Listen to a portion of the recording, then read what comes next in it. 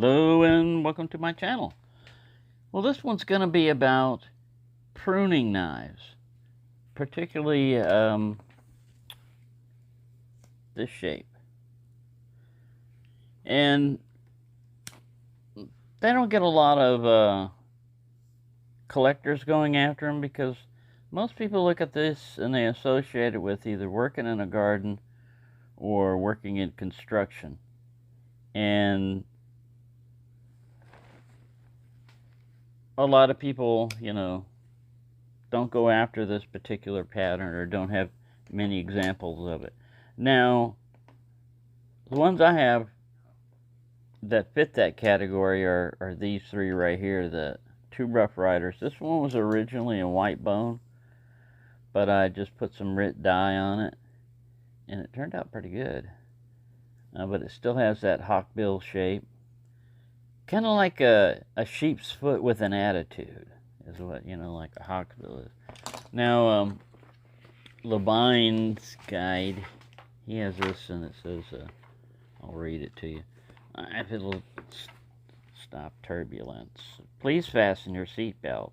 The pilot has detected turbulence. Ordinarily, the presence of Hawkbill blade indicates that a knife is a pruning knife. Besides being used to strip electrical insulation, pruning knives are used for cutting such material as sheetrock, carpet, linoleum, roofing paper, and string. In the old days, pruning knives were actually used for pruning shrubs and fruit trees. A few eccentric people still use them for this. Got to be eccentric, I guess.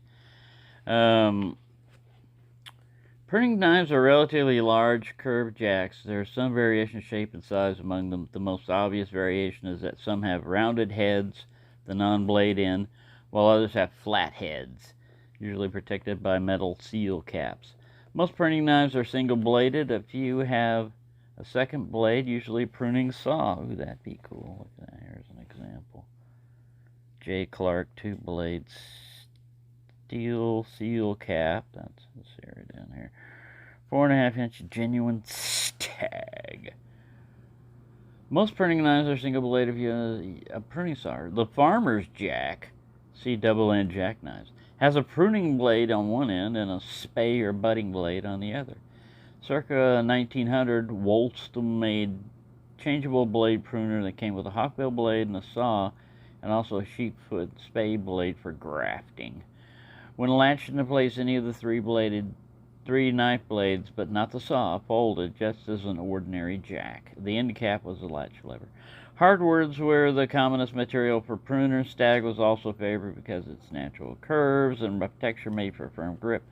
Cow horn and bone stag were also used. Most modern Hawkbill knives have plastic handles. There's some more up here. Pruning knives, although large and often attractive, are not very popular among collectors. I guess this is because neither orchard work nor hanging sheetrock are considered to be romantic occupation. Romantic. When does an occupation have to be romantic? Anyways, that's from old Levine here. Levine, I don't know. There's his name down there. Bernard, come and eat your porridge. All right, so like I said, they make an example of this. Rough Rider makes an example of this in Stoneworks. Oh man, all kinds of stuff. Yellow. The Texas, they just had this Texas thing. They got it in that pattern and everything. Now, it's different from a sheep's foot blade, like a half hawk. Here's a half hawk. You see, it's sheep's foot. So you don't have that hook effect. To me, that hook effect is important because, for one, it naturally replicates like a claw, in nature, an animal's claw. And so you have that point down. See what's contacting right now is the point. And that's important if you want to open up like a box. You just want to go through the tape. Or, like pruning, you're cutting something, you're cutting off a limb and you just pull this, and this curved portion, helps pull the material into it. They're they're pretty useful, and the thing I like about them is if you're interested in a material, which is usually after you've got a pruning blade shape, it doesn't matter, you know. Then you're going by knife brand or handle material or something like that. There might be some slight variation. See, this one's got more of a...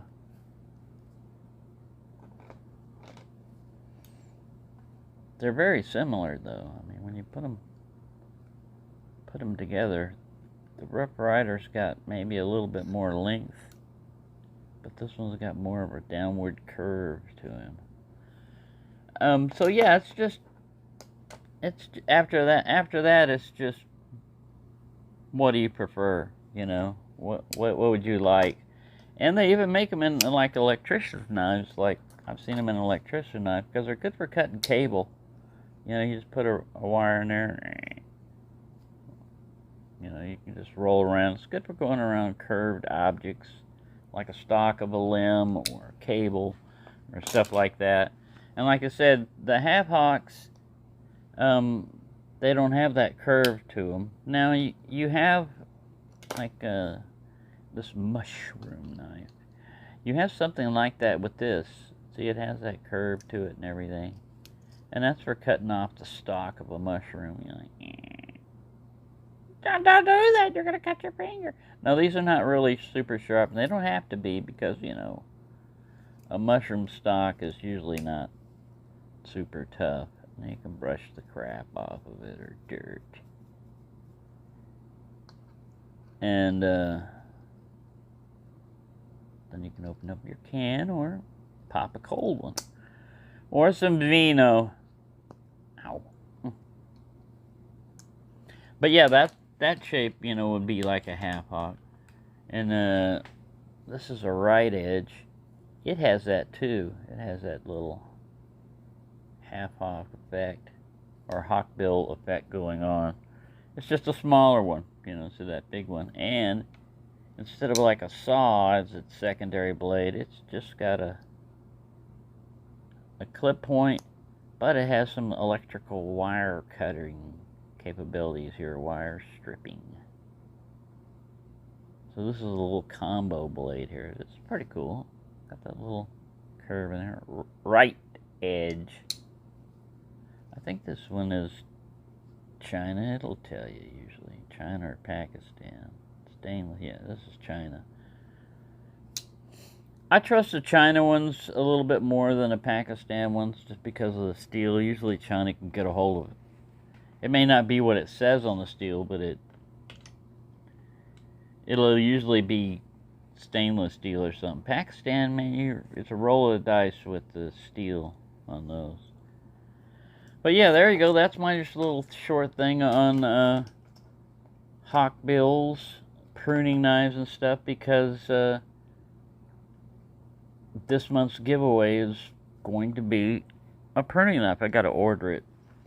And I realized I need to increase more of them for my collection because I really do like them. You know, I don't use them a lot, but they are useful as tools. A lot of times you get knives for the blade, you know, it's specialized. And like I said, you've got a pretty large area here for you to do some artistic stuff if you felt like it, you know, on the handle.